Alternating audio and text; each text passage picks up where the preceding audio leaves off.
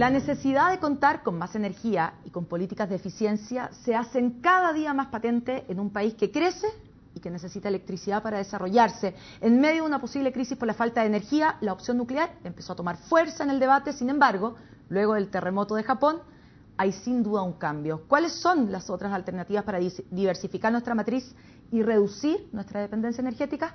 Para profundizar en este tema, estamos con Nicola Borregaard. Ella es experta en energías renovables no convencionales y energías en general, en matriz energética. Muchas gracias por estar con nosotros. Ustedes, junto a muchos académicos y distintas instituciones, desarrollaron varios programas en los cuales ponían distintos escenarios energéticos en Chile. ¿Cómo cree usted que después de todas las noticias que hemos tenido este último tiempo, desde Barrancones hasta Castilla, pasando por Hidroaicén y ahora con lo que está pasando con la energía nuclear, vamos a poder desarrollarnos en Chile y tener la suficiente energía para ello? Sí, yo creo que nosotros empezamos con eso, como tú dijiste, en 2009 ya, con esa discusión de los escenarios energéticos 2030, llamamos la iniciativa, donde está un conjunto de actores de distintas instituciones formulando sus escenarios directamente, desde ONGs a empresas y centros académicos. Yo creo que aquí lo que falta realmente es un diálogo serio, pero se está empezando a sobre existir. esto. Está empezando, pero vamos de coyuntura a coyuntura. Vamos de conflicto ambiental a conflicto ambiental todavía. Se fue Barrancones, se fue Castilla, ahora la energía nuclear, ya está ahí preparándose Hidroaicén, que va a entrar ahora a la evaluación, a la segunda etapa de la evaluación ambiental. Entonces va a ser permanentemente así si no tomamos ahora la oportunidad de decir, a ver, creamos una instancia, un espacio de diálogo serio, fundamentado, multiactores. Y en este espacio de diálogo serio y fundamentado, lo que está ocurriendo ahora con la energía nuclear en Japón es un elemento nuevo a considerar, y ¿cree usted que por lo tanto la energía nuclear se debiera descartar en Chile? Yo creo que definitivamente no hay que descartar a priori ningún tipo de energía, sino hay que ponerlos en la mesa y hay que poner los pros y contras de cada tipo de energía en la mesa. Eso no lo hemos hecho. En cada instancia discutimos muy acaloradamente sobre las distintas formas de energía o sobre los distintos proyectos individuales y no llegamos a discutir, por ejemplo, proyecciones de costos en realidad, cómo van evolucionando los costos de las distintas formas o tecnologías que tenemos hoy día. Energía solar, eólica, geotérmica, etcétera, etcétera. Nicola, pero tú vienes de Alemania, y en Alemania es un país que hoy en día se protege muchísimo el medio ambiente. Sin embargo, muchos en el tercer mundo o en un mundo vía de desarrollo tenemos la duda de cómo lo hacemos para nosotros alcanzar los niveles de desarrollo que en su minuto pudo alcanzar Alemania o Estados Unidos, Japón, etcétera, si hoy en día tenemos tantas trabas medioambientales para generar la energía. A ver, yo creo que no es una cuestión de trabas ambientales. Si uno vigila y observa un poco la discusión que se ha dado ahora últimamente, uno ve que se generan conflictos fuertes sociales y ambientales y territoriales alrededor de esos proyectos, lo que nos dice entonces que hay algo que no se está tomando en cuenta en la legislación actual, en la normativa vigente. Entonces tenemos que ver y mirar cuáles son esos temas. ¿Son emisiones locales? ¿Son emisiones globales? ¿Es la protección de las áreas vírgenes? ¿Es el ordenamiento territorial? ¿Cuáles son esos temas? Y esto hay que dialogar sobre esto y ponerse en una mesa y enfrentar esos temas. No Pero volviendo al tema, por ejemplo, de Alemania. En Alemania hay muchas centrales a carbón. ¿Cuál es la diferencia entre desarrollar una central a carbón en Alemania o en Chile? Bueno, hoy día en Alemania sí hay proyectos también nuevos de inversión a carbón, pero en esos casos siempre son tecnologías de las más avanzadas y más desarrolladas. Por ejemplo, integran hasta el tema de la captura de emisiones y el almacenamiento de las emisiones de CO2. Entonces son tecnologías que son más caras que las que estamos usando acá, aplicando todavía acá. ¿Ninguna de las centrales a carbón que hemos hablado, por ejemplo, Barrancones o Castilla, contempla esto?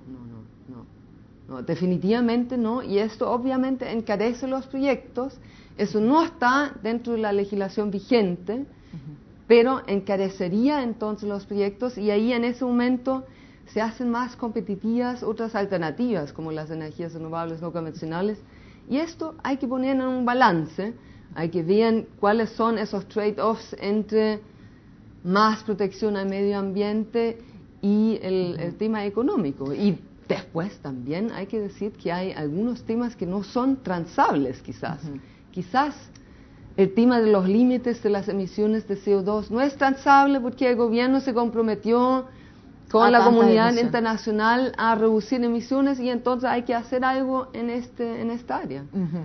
Ustedes en estos escenarios energéticos, en ninguno de ellos, salvo el de Chile Sustentable, el que presentó Chile Sustentable, pero en el resto, ninguno de ellos contemplaba de aquí al 2030 en la matriz energética más de un 25% de las energías renovables no convencionales. ¿Usted cree que efectivamente máximo un cuarto de la matriz puede ser en base a estas nuevas tecnologías?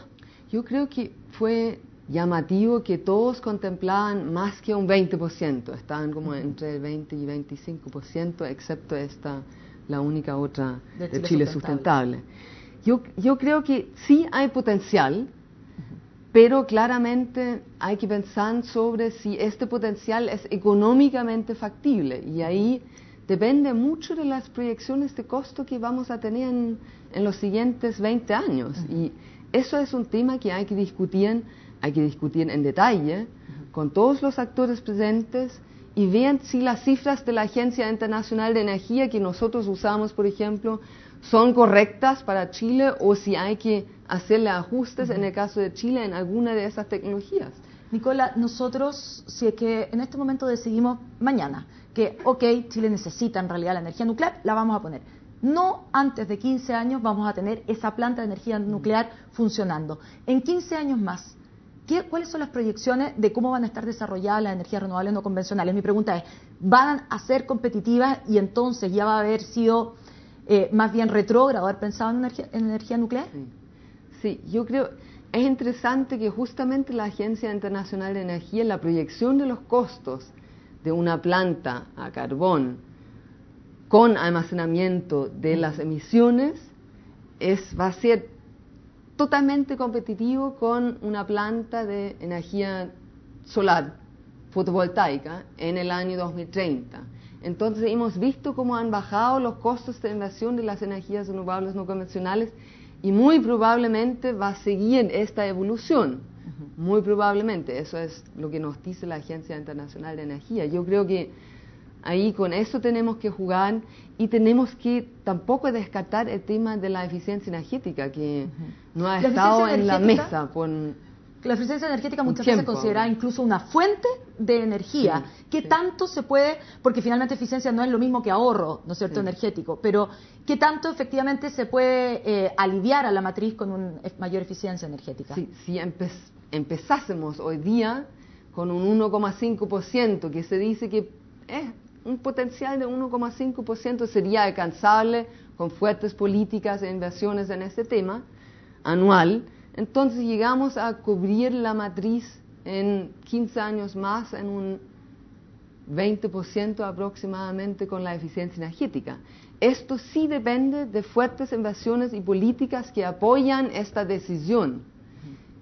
Y estas hay que contemplarlas, hay que discutirlas tal como otras fuentes energéticas. Nicola, la inversión en ese caso sí va a tener que ser más pública que privada. Esa es la gran diferencia con este tema, con las otras fuentes energéticas. O sea, el tema finalmente es político. Sí, definitivamente. Perfecto. Muchas gracias por haber estado con nosotros acá en Agenda Económica. Gracias. Muchas gracias, María. Y con esta entrevista entonces terminamos este primer día de la semana, pero ahora los invito a seguir junto a CNN Chile.